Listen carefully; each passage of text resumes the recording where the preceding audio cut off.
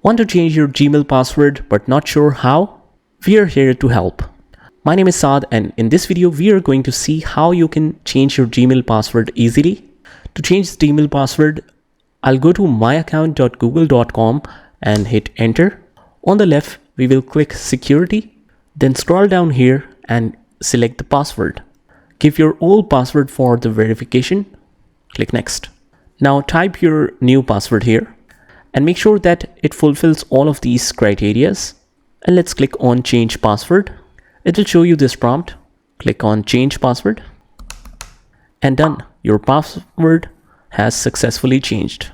Now you can update your password on your browser so that it's ready to use for the next time.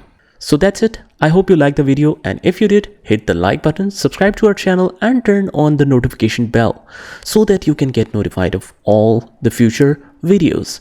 This is Saad signing off from today's video. Take care.